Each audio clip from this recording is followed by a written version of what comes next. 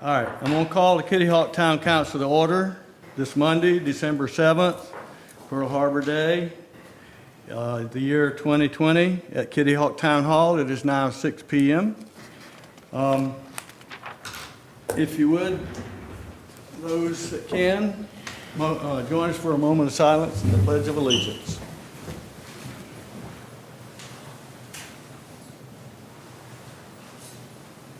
I pledge allegiance to the flag of the United States of America and to the republic for which it stands, one nation, under God, indivisible, with liberty and justice for all. All right. Next, we have approval of the agenda, and I want to pull item 7B for discussion by council and place it under item 8, which is new business. Do I hear a motion? Motion to approve removing item 7B, Mr. Mayor. Second. And the rest of it is as... Yes, sir. Okay. And we have a second. Lynn was second, and Craig was made the motion. All in favor? Aye. Opposed? There are none. Next, we have some new police people, police department introductions.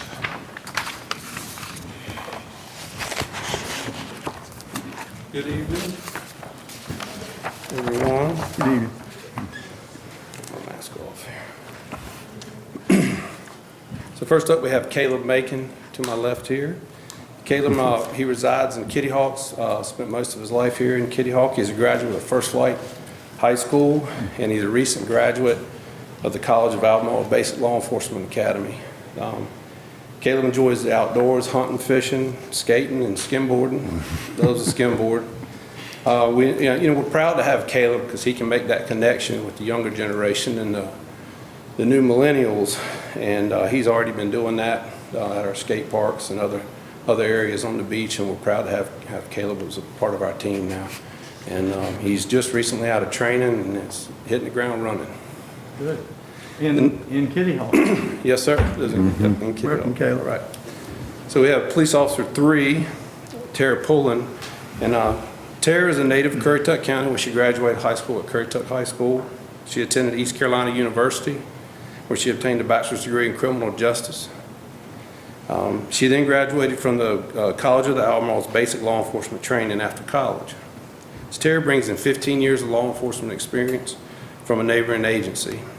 She possesses the North Carolina Academy's Criminal Justice Investigator Certificate. This program is a very demanding and rigorous program. It takes years to complete, a little over 500 hours of coursework and investigations. Great addition to the department. She's working in Patrol Division currently.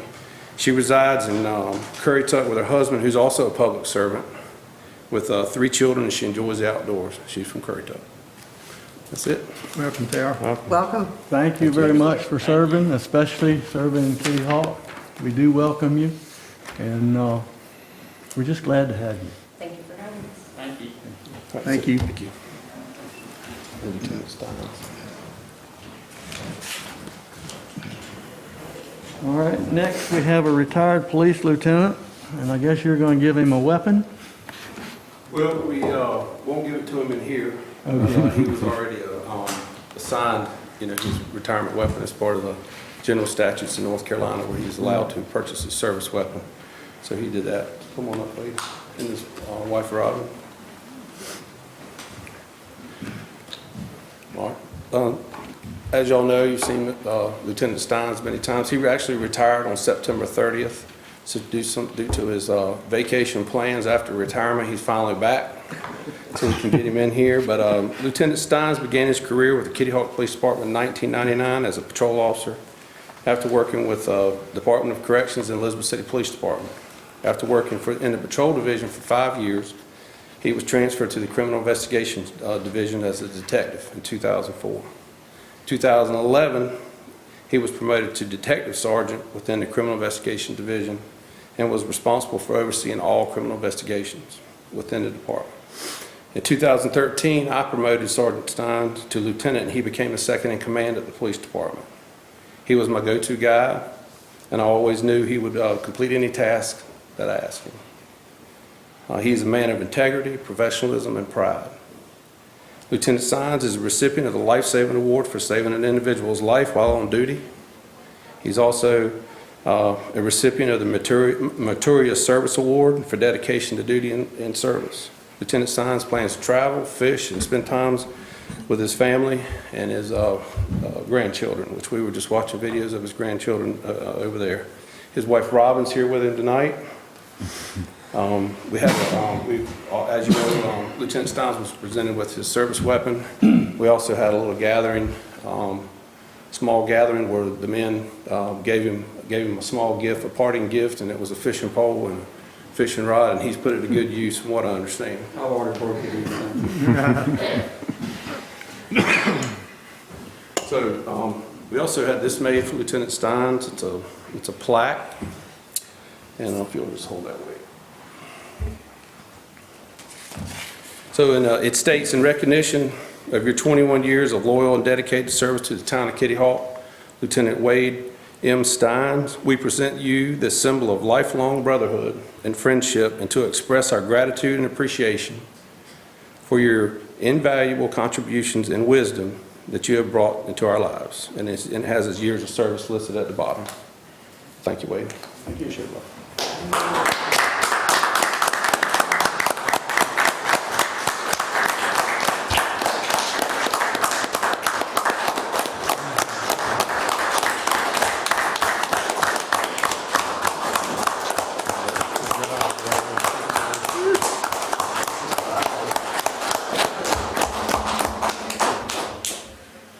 Thank you. Y'all can get that.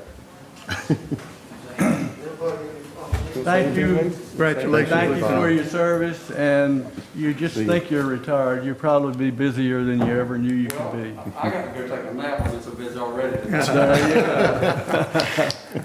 My wife told me to get ready that it was, I would say, much busier doing this in retirement than I did when I was working. I might need to go back to work and go rest. There you go.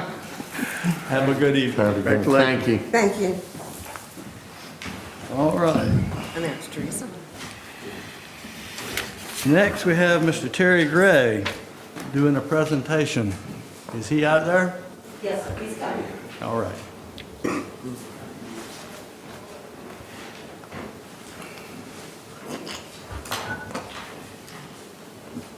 Mayor, you ready for me? Yes, sir. We'll try to put up with you. Okay, I appreciate that. Thank you very much for letting me come in and talk with you tonight. This year, we did not have the opportunity to make a video. Now, I can sing, but probably a lot of people would leave real quick, so I won't do that. This was our 5th year of doing the Dare County Motorcycle Toy Run, and we were so fortunate to be able to have your police department assist us. We had the 5th year of a run with no incidents at all. No accidents, nothing. And we were challenged this year by the COVID. We had to cancel our spring fundraiser, which put us behind on what we were trying to raise. We were trying to raise $50,000 this year. We fell short of that. We still were able to raise about 40, and we made a good contribution to Dare County today to buy Christmas for kids. But we're here tonight to make a presentation to your police chief, and if, with your permission, if I can call him over. I know we can't do any of the handshaking stuff, but I will pass him this plaque. And Chief, we certainly appreciate you guys. You help us every year, and we're so thankful for that.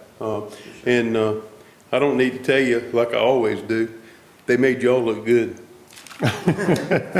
We thank you very much. We give box for it too. Thanks, sir. There's no money to go with it, but we thank you and appreciate you letting us make that presentation. Thank Sir, you. thank you.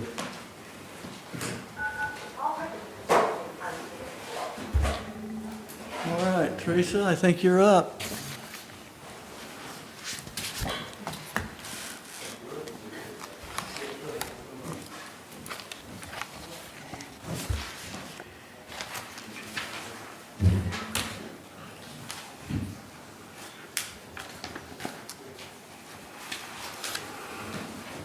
Good evening. How are y'all doing tonight? Doing all right. How are you? Good. If you feel comfortable. Congratulations Thank on you. your new granddaughter. Thank you. Beautiful. That's the most exciting thing happening tonight, isn't it? It is. Thank you.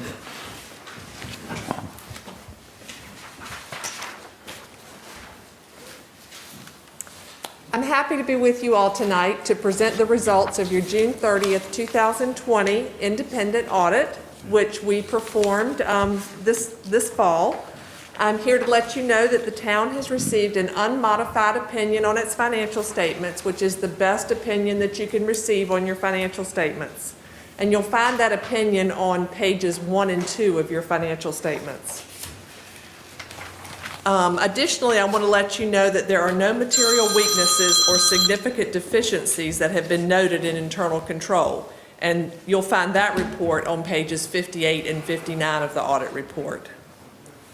After budgeted transfers to your capital reserve funds, revenues exceeded expenses in the general fund by $638,000. This was largely due to certain unbudgeted revenues, including $55,000 in COVID relief, and your investment earnings were over budget by about $108,000. We had some very favorable interest rates last year. Unfortunately, beginning in March, those interest rates plummeted.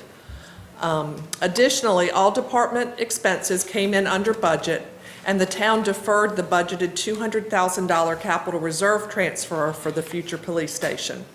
So all of those items contributed to the $638,000 revenues over expenses. Although revenues exceeded expenses, the town's unassigned fund balance decreased $205,000.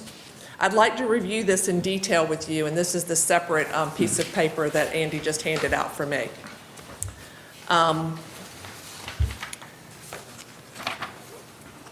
When the town's budget was adopted for the 2021 fiscal year, you were unsure what the effects of COVID would be on some of your major revenue sources. Because of this, you budgeted these revenues very conservatively, and you balanced your budget with an appropriation from your unassigned fund balance of $744,424. So if you look at the schedule over in the right-hand column, you're going to see that we've broken out an amount called $744,000, which is designated as subsequent year's budget. As we saw in July through November, these revenues were not significantly impacted by COVID. So in September, you approved a budget amendment decreasing this $744,424 appropriation by $716,000. So basically what I'm telling you is that this decrease in unassigned fund balance is temporary for you all. So as of June 30th, you had planned to use $740,000, but as the last couple of months have gone by, you realize that really wasn't the case, so you've gone back and you've amended your budget, but we had to report it as it was at June 30th. So I wanted to just point that out to you, just to let you know that I think that's more of a timing difference. Okay. Any questions on that? After deducting the town's working capital, what you refer to as your emergency fund balance policy, amount of $3.5 million, this leaves a remaining unassigned fund balance of $4,079,047. The town has a capital reserve fund restricted for beach nourishment, which had a balance of $2,207,774 at June 30th, 2020. Additionally, the town had reserves for future capital purchases of $943,778. And I've outlined those two amounts on that schedule that I handed out as well. The town's tax rate for the audit year was the same as the prior year at 34 cents townwide, and 4 cents of that is restricted for beach nourishment, along with a 12-cent municipal service district tax. The town's tax base increased about 0.65%, and the overall tax collection rate was 99.3%, which is an excellent tax collection rate.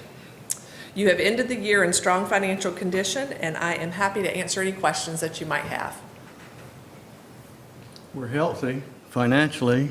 I'm good on that. Anyone else have any questions? No, sir. No? Thank you. It was a little unusual auditing this year in these times, but I want to thank the staff for really extending a lot of help to me while I was here. The LGC actually extended the deadline for audits until January 31st, but I'm glad to say that we got y'all's in on time, and we didn't need that extension, so. Well, and I want to tell you on behalf of council, we appreciate the fact that you are the person auditing the town of Kitty Hawk. And I learned back when I was on the Tourist Bureau that not every CPA company wants to do this kind of work. So it's special work, and it takes due diligence, and we know you do that. Thank you. Thank you very much. Thank you. You all have a nice night. Thank you.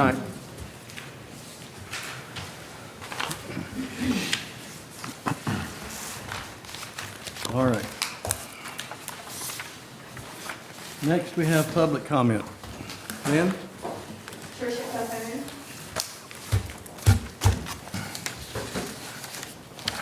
Hello, how are y'all? Hello. Hey. Now, you remember my face from last time. I'm Tricia. I'm here speaking on behalf of Leanne Fletcher Halderman, who was murdered in Kitty Hawk, North Carolina.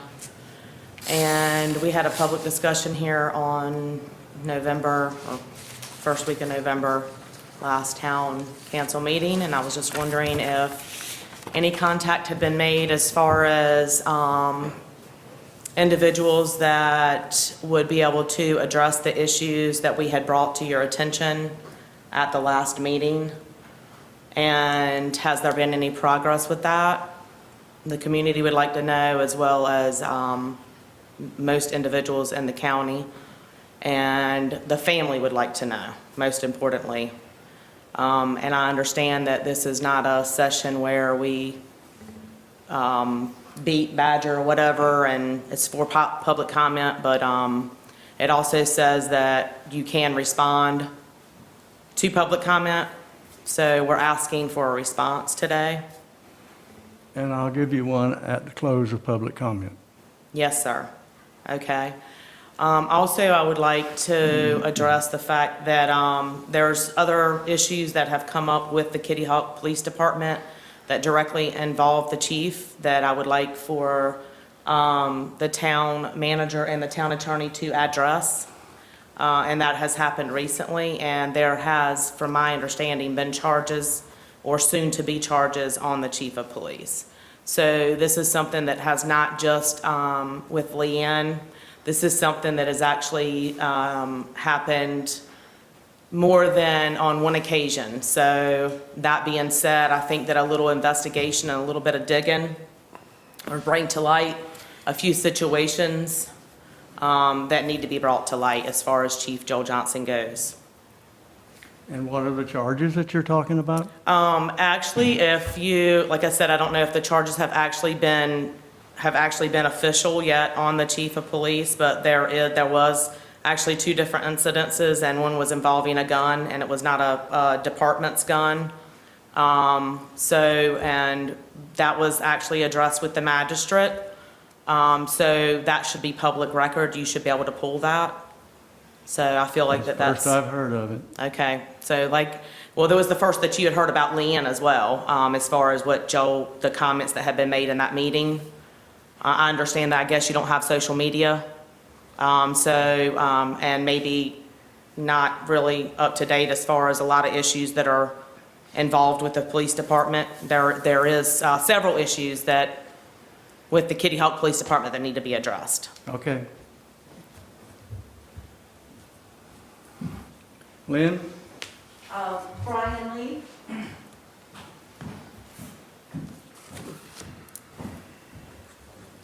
Brian, before you start, are you speaking on behalf of yourself and only yourself? No, sir. I was getting ready to introduce myself. My name is Brian Lee, and I'm speaking on behalf of Mary Ann Fletcher. And you're going to speak for 3 minutes or less? Yes, sir. That is correct. All right. All right. A week ago, all the councilmen as well as the town manager received a formal complaint from the family of Leanne Fletcher Hardeman. Hope everyone enjoyed their Thanksgiving. The Hardeman family, or the Fletcher family, was missing an important member at theirs. At one meeting, one councilwoman, I guess that narrows it down, stated that she hadn't heard any concerns from any citizenry. I encourage you to go to the Facebook page of a support group that has over 3,100 members there who are supporting the efforts, even now, not since the charges, but even now, of the family. At one of the council meetings, Councilman Garris, you said that you supported the KHPD. I want you to know that the family of Leanne Fletcher Hardeman, we also support the KHPD. We just do not support bad officers, nor their leadership. Everyone should support KHPD. Mayor, All participants have been muted. Mayor, you seem to be most moved that I've seen you in the 3 meetings when Carl Cito stood up. I believe several of you have personal relationships. He has been a gentle giant, very silent throughout it, but you seem to be most moved by his words and his interactions with Chief Joel Johnson. And you said at the end of the meeting that if those were true, that was troublesome. And I appreciate that acknowledgement. Only threats, fear, and intimidation in you as a council are protecting Chief Joel Johnson. And unfortunately, you have bypassed your obligation in representing the citizens and put an incredible weight on the town manager. The community has lost confidence in the leadership, and action must be taken. We ask that the town manager take a reasonable person's standard and ask yourself with the general knowledge and inform yourself of proper police procedure. If this was your daughter, and God forbid, I don't wish this on no one. If this was your daughter, mother, or God forbid, your granddaughter,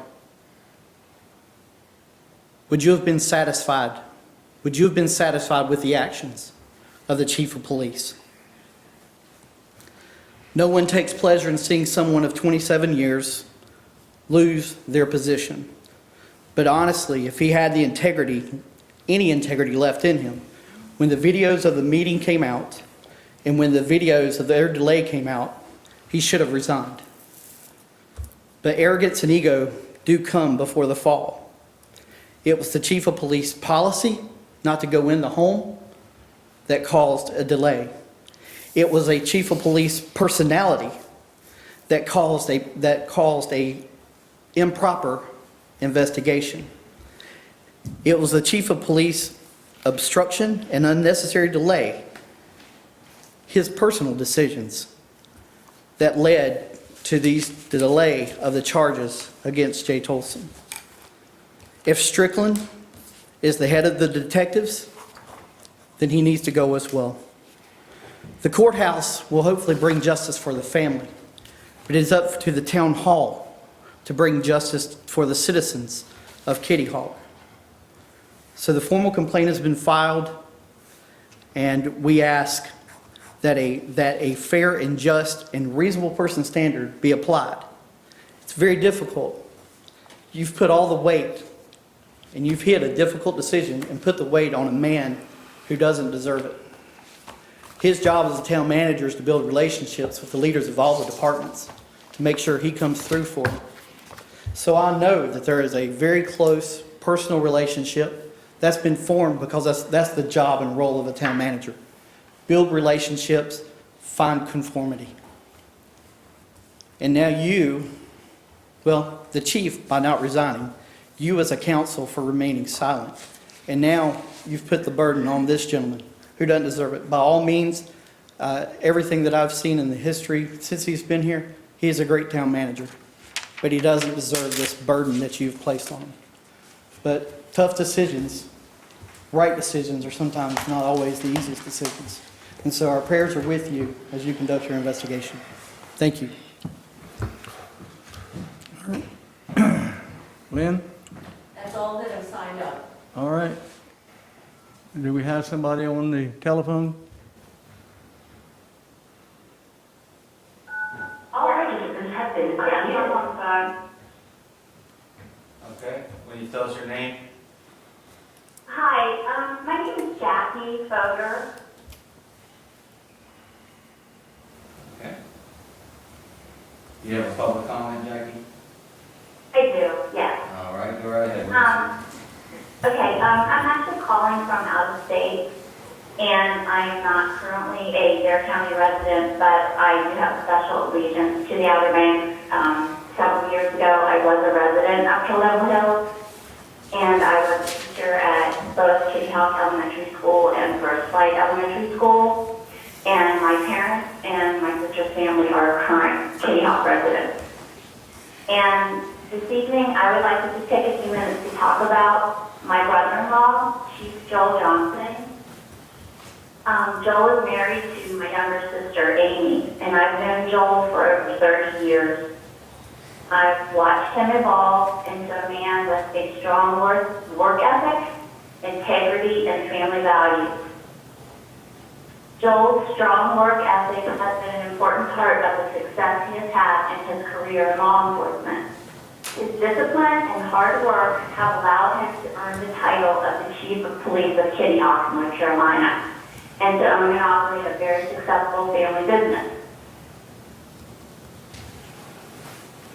I have proudly observed Joel become a role model for his children with his reliability, dedication, and professionalism. Joel is a natural leader at keeping things organized and handling challenging situations with integrity.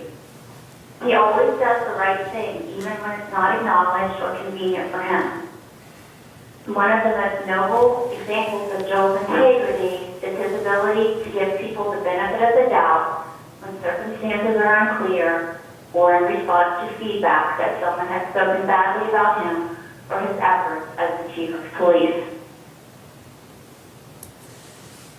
Joel is respected and courteous in his interactions with members of the community and his family. He helps his children make sound life choices and does whatever he can to solidify his family's close bond. As a father, Joel has instilled courage, honesty, and trustworthiness in his amazing four children. He guides them against making hurtful decisions and teaches them a sense of right and wrong. Our family values have always enabled us to stand strong on our views, despite other people's efforts to break through with opposing views. I am truly disheartened by what has transpired in the Kitty Hawk community over the past 6 months, and my heart goes out to the family of Leanne Fletcher. I cannot imagine the pain and suffering experienced by the entire Fletcher family, and my thoughts will always be with them. However, I am just as disheartened by the unprofessional behavior that I have witnessed on social media by just a few members of the Kitty Hawk community. Attacking Joel Johnson, Chief Johnson, his staff, and his family is causing unnecessary and unwarranted pain. Involving the chief's wife, my sister, and their children is unacceptable and unprofessional on every level. They have absolutely nothing to do with this tragedy. The slanderous attacks against Chief Johnson and the Kitty Hawk Police Department are also unacceptable. To be clear, they responded to a call with the necessary first responders who then took the victim to the hospital with appropriate treatment. Chief Johnson followed the procedures and policies set forth for him by the individuals that governed before him. Chief Johnson did his job on that day, just like he has his entire productive career. And because he did his job, Yes, ma'am. there will be justice for Leanne. Andy? You got time? Yeah. Okay. You have 3 minutes for public comment. Can you? She's exceeded that. I just Okay. You want to said wrap? I use all three. Yes, ma'am. Okay, I just have a few more things to say. What did she She has say? a few more things to say. Just a few more, may I please? And she has a few more things she'd like to say. I still didn't understand what he's She saying. has a few more things she'd like to say, but she's out of time. She's out of time.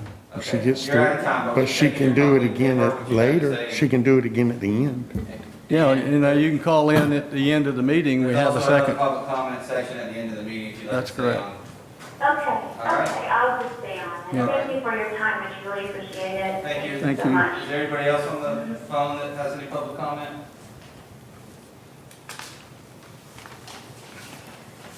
Okay. We're going to proceed on to the meeting. All right. All participants have been muted. All right.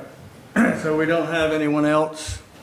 Is there anyone else, either on the phone or in the hall, that has not already spoken? No, I would like to speak. We have a second comment at the end of the meeting. Okay. You can use that, but I'm going to close this particular comment. Yes, sir. All right. Now, Casey, I asked you some questions up front so that you have time to look them up, because I kind of intended, I expected what we're dealing with here tonight. So the question number one, if an elected representative, a council member, pushed the town manager towards dismissal of a town employee, police chief or otherwise, and the town manager succumbed to the request under the implied threat of himself, herself being subject to dismissal, what legal or punitive status would that place the member and town as a public entity be subject to? Mayor, you're correct, and I've done research on this particular issue. And one of the main things that comes to light when you research an issue like this, you have to essentially look back towards the town charter, unless things have changed since the town was formed, to see what type of town was actually set up. In other words, what system of government do we recognize? There's two particular systems of government in North Carolina municipal law. You've got the council mayor system, and then you've got the council manager system. We obviously operate under a council manager system, that form of government. It affects the voting powers and things of that nature, and it affects the mayor's veto power depending on what type of government we have. But what you'll find, and actually what I found when I researched the UNC Schools of Government, which of course is one of the go-to sites for any municipal attorney, is that in a council manager system like we have, as a matter of fact, that particular article I read, the very first sentence stated that the main difference in a council mayor and a council manager system is the authority to hire and fire and where that authority rests. And in the council manager system, that authority by law, by statute, rests solely with the town manager. So under the hypothetical that you just brought up, for example, it would certainly be my opinion that if the town board stepped out, if you will, stepped out of their bounds and went and implied again or threatened the town manager and regarding their opinion on what they should do with the request for dismissal, as we see here. If you went and tried to force your will on the town manager, given that's the hypothetical that the mayor has asked, then what happens there is you end up subjecting yourself to what's called an ultra vires cause of action. Ultra vires, Latin for exceeding your authority. And if, in other words, if you try to put yourself into the shoes, or if you try to improperly influence the town manager in some way in a decision such as this, the governmental immunity goes out the door, potentially. There's an argument for that, at least, and it could possibly, depending on, again, the way that the discussions happened with the town manager, could lead to potential personal liability and a situation where you would not even have governmental immunity to fall back on. So that, of course, is the mayor under this hypothetical about kind of pressing your will on the town manager, perhaps with the threat that if he doesn't do what you ask, that he's also going to be fired, for example. Again, in a situation such as this, it comes down to who's got the authority. The authority comes down to what type of government we currently operate, and currently we we have the council manager system. And that's statutorily where those duties from, in terms of hiring and firing, it's the duties lay strictly with the town manager. And then there was a second question that I asked you, and if an elected representative indicated to the manager that he or she agreed with the requested action, but also made clear that there was no pressure from any elected representative to carry out the action, would that still leave a member to legal jeopardy?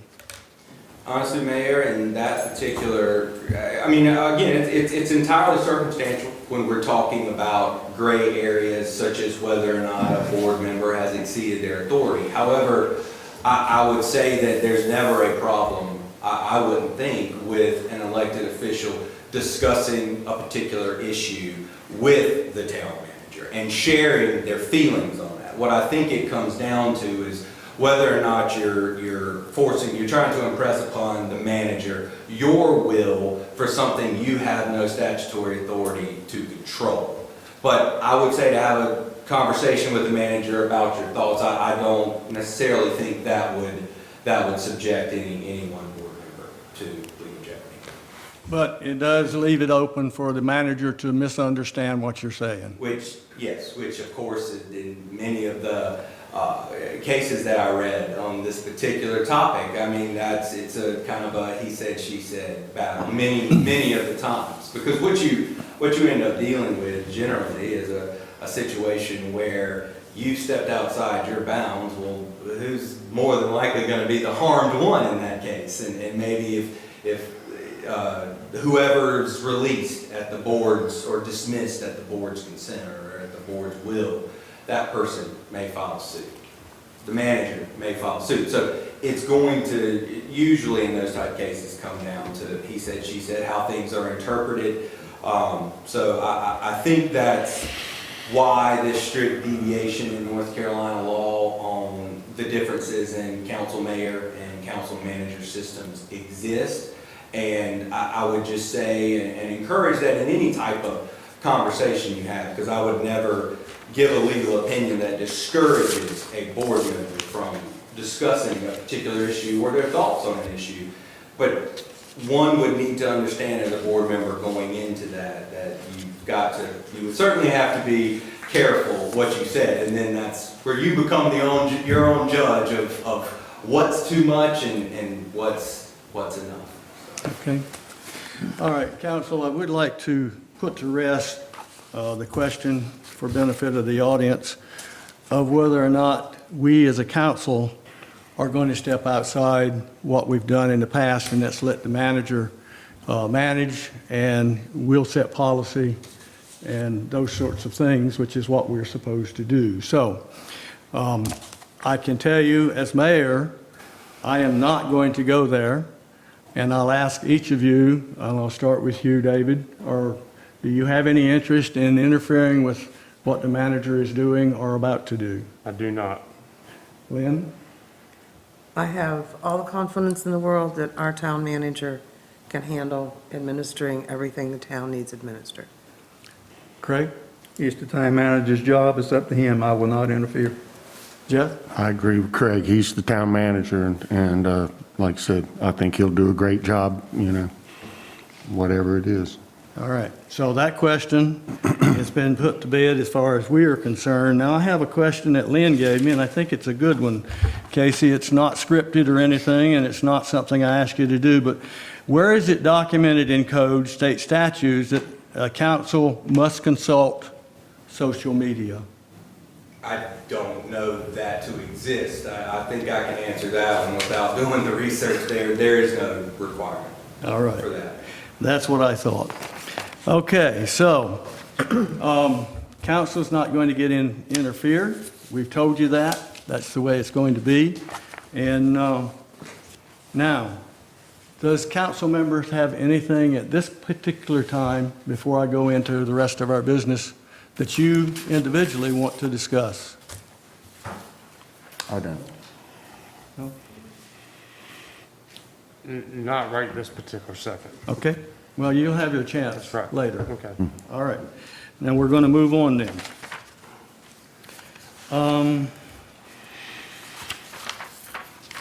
We've had public comment, so now we need approval of the consent agenda. Do I hear a motion? Let's see, are we going with pull out B? Yeah, we approved the agenda, but now we're approving the consent agenda, and we're pulling out B, yes. Yes, okay. That's your motion? Yes. Approve Consent with- agenda with as am- amended. Yeah. Approve as amended. Yes. And do I have a second? All right, Lynn seconded. All in favor? Aye. Opposed? There are none. All right, now we will go into item 8, which was removed from the consent agenda. It's the holiday lunch and funds allocation. We had an email from a constituent that said, why are you making a distinction between part-time and full-time, especially when it comes to a dinner? And it made all kinds of sense. Does he eat less or something if he's Leave getting a early. credit card? So the question before us is simply, are we going to treat them all the same or not? Do I hear a motion? Mr. Mayor, I make a motion to give all employees full and part-time the $50 gift certificate. All right, do I hear a second? Second. All right, David, second. Any further discussion? All in favor? Aye. Opposed? There are none. And Doug, if you're listening or are listening later, you spoke, we heard you, you made sense, and we fixed it. All right. We don't have any other new business. Town manager, you're up. At this time, we've just gone to being a little more cautious, a lot more cautious on the COVID and wearing masks at town hall. So we ask anybody to visit town hall to wear a mask. And that's really all the announcements I haven't seen. Okay. All right. And Mr. Attorney, Mayor, I've got you're done, huh? Thank you. I appreciate the research you did there. no problem. All right, Town Council. David, you said you wanted, can I start with you? I'll go last, please. You go last? All right. I'll go first. Craig, I'm going to make you go first. All right, just want to thank all the staff for everything you've done in 2020. It has been a very interesting year, to say the least. We're winding down December here. 2021 is just ahead, and I am definitely looking forward to the upcoming year. I'm sorry we can't have our Christmas party. I always enjoy that, but Merry Christmas to everyone that works for the town of Kitty Hawk and lives in the town of Kitty Hawk. Jeff? Yeah, I'd like to thank the staff also for everybody doing such a great job this year. I'd like to thank everybody that worked with Teresa on the budget and keeping the town financially stable. And I'd like to just wish everybody a Merry Christmas and stay safe. Lynn? I also would like to thank the staff and everyone that works for the town, full-time and temporary, part-time and short-time. But it takes a lot of work to keep our town going, and I think we have been successful through the COVID problem. And I just wish everybody would continue to follow the safety precautions, mask up, keep your distance, wash your hands, use sanitizer, and have a safe Christmas. Yeah. And hopefully we can all get together next year, and things will be a lot better. Thank you. All right, and since you want to go last, I'm going to go next, and I'm going to raise up. I'm going to raise something to council. I feel like we need to give direction to Andy. You've probably noticed a bunch of campaign-style Christmas signs in the public right-of-way out in front of longboards. And they're advertising Christmas tree sales in a campaign style. They clutter up. And I went to Andy and I said, I don't think the code allows that. Well, I guess Ben looked at the code and is reading it a little differently. And what he's saying is they're allowed a sign with a certain square footage, but since they got a smaller sign with the square footage, they can put each of these and add them all up to make the total. I don't agree with that. I don't know if you folks think that's the right way to go. I don't know how you feel about those campaign signs. I don't even like them when it's campaign time, but that's not what we should have, because they also are doing it on the other side of the road, and it just opens the gate. So what I'm asking you tonight is, we need to get Andy to look at the rule, may have to go to the attorney to determine what we need to do, and if we need to make a change so that we put to rest this splitting hairs on campaign signs making up the square footage, then we need to change the ordinance. Yeah, can I tag along to that, Mr. Mayor? Just real quick, section 1811, to tag along to what you're saying on the outdoor gathering events and signage regulations, the code says the total amount of temporary signage shall not exceed 250 square feet in area. Such signage may be in a single sign, and then it does list, or a combination of signs. So that's kind of where those yard signs are being allowed now. Well, I can tell you, I don't believe any council member ever intended that to happen, did you? I'm seeing no all around. Do we want to give direction to do something? If we need to fix it, bring it to us in a fixed fashion? Are we all in agreement? Again, heads are nodding yes. Yes. You got that, Lynn? Chicken and Lynn without an E. All right, thank you. That's really all I had. All right, David, you can pull that off if you want when you're talking. I don't really have a whole lot to add at this time. Thank everybody for other council members, town staff, residents. Merry Christmas. That's it? Right now. Okay. All right. All right, then we're into public comment. And I think I saw somebody wanted to do that. Yes. And also Brian Lee. All right. 3 minutes. Yes, sir. I just wanted to say that there was a comment made that I understand that it's a family member of Joel Johnson's. I completely understand. If it was my family member, I would be defending them as well. I have a son that is on a member of a police department here locally in Kill Devil Hills, and I would be behind him 100%. I have grew up with police officials. I have actually worked undercover with police officers. I have worked directly with them as a paramedic here in this county for 8 years. I am a nurse. I work with them every day at the hospital. You know, there is a standard and an ethic and morals and values that go behind wearing that badge and having that responsibility.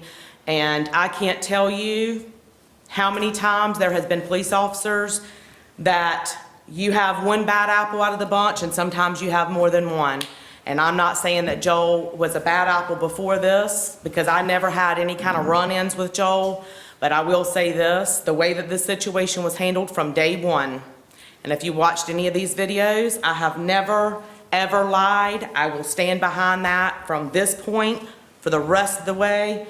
Everything that I said has been totally factual. I have not ever accused of anybody of anything that was wrong. I have not slandered Joel's wife, nor his children. I would never, ever dare do that on social media, ever. Period. So that being said, I don't know who did that, but I will say the family nor myself, which is a family member, has done that. But I will say Joel did not honor, nor did he, on Leanne's behalf, nor did he do safety as far as he goes, or the officials that were in that house that day. That police officer should have went inside that house. He made a very, very wrong, bad decision, but it was because of COVID. The EMS personnel still went in there. They got thrown under the bus for this, directly by Joel Johnson. Directly by Joel Johnson. Okay, that is verbatim out of his mouth on recording, that he threw EMS personnel under the bus. I work with them. They're good individuals. That made me sick. He threw members of his department under the bus. Members of his department. You've met your time. That was not 3 minutes. It was by my watch. No, sir. Either way, I will say this in closing. Joel Johnson does not deserve the badge that he wears on his chest, nor does he deserve the job title that he has as chief of police, period. At all, whatsoever. All right. And I would never say that about an officer, ever, ever. I'll refer to the lady online. I'm sorry, I didn't hear. Is she online? Everybody up? Let's see. Jackie? I'm still here. You can hear us? All participants have been unmuted. I just think giving you time to finish what I wanted to. Go ahead. All right, can you, we can hear you. Okay, I'll be quick. Thank you so much for the time. I stopped, what I wanted to say was that there are multiple victims in this very tragic case, but there's only one person at fault. And the person at fault is, I can say without hesitation, not my brother-in-law, Joel Johnson. Chief Johnson did what he has done his entire career. He put the citizens that he served first without any ulterior motive or prejudice. He is a hero to the residents of Dare County. He is well respected by his peers and adored by his friends. And most importantly to Joel, he's adored by his family. It is my hope that future attacks, verbal attacks, are solely focused on the person in custody for this horrendous crime. It is also my hope that Joel and his family can have some normalcy return to their lives, and most importantly, that the life of Leanne Fletcher can be honored accordingly. Thank you for your time. I appreciate it. Thank you. All participants have been muted. All right, Brian? I'm sorry, what's your name again? Brian Lee. Brian who? Lee. Lee? Yeah, I'm speaking on behalf of Mary Ann Fletcher.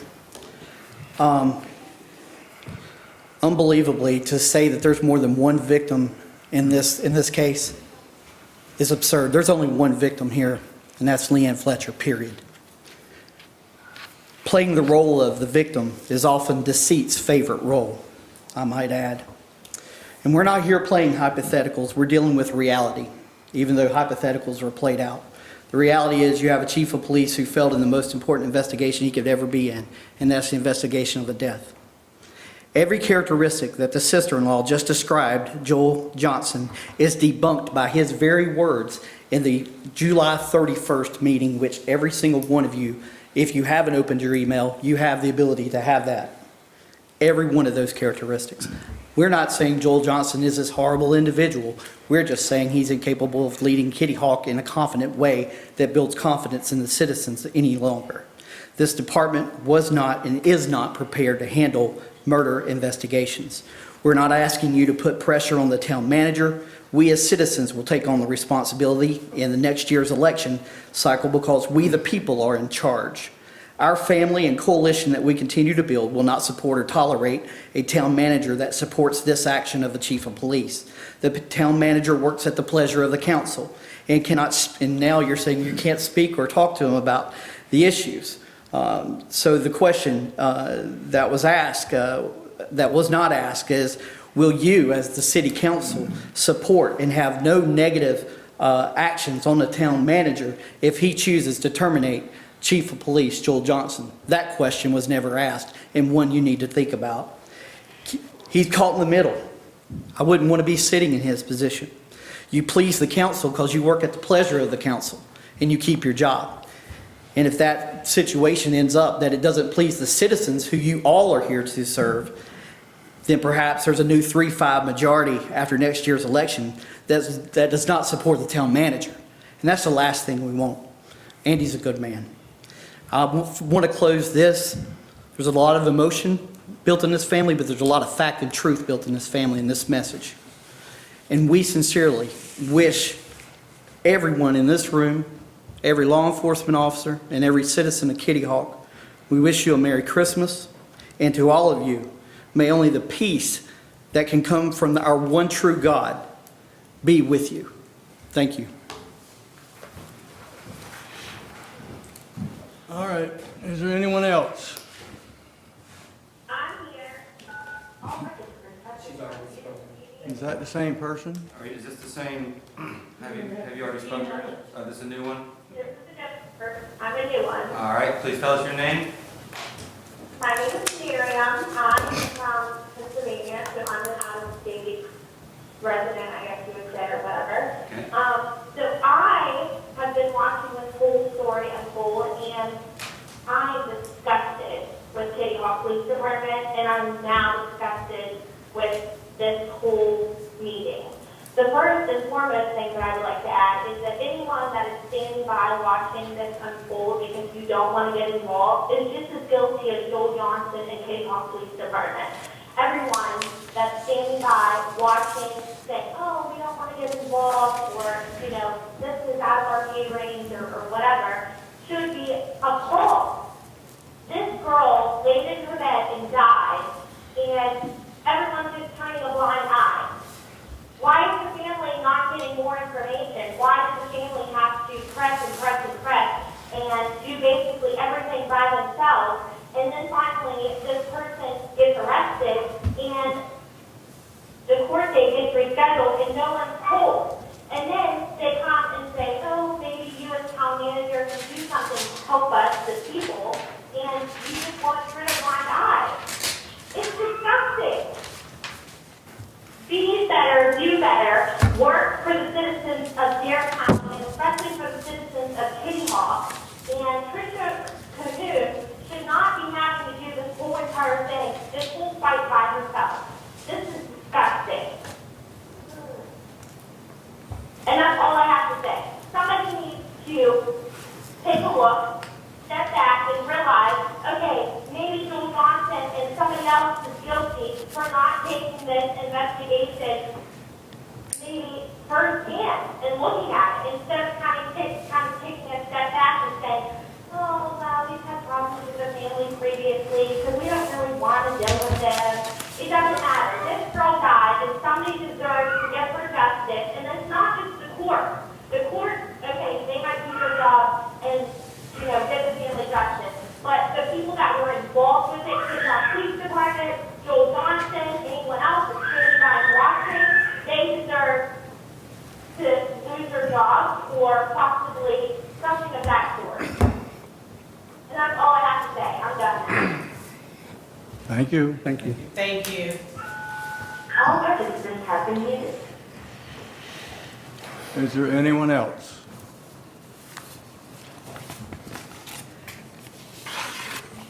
Let me unmute it just to make sure. All participants have been unmuted. Is there anybody else on the phone that would like to speak during public comment? All right, let the record show that there was no one else. All right, I'm going to close out public comment.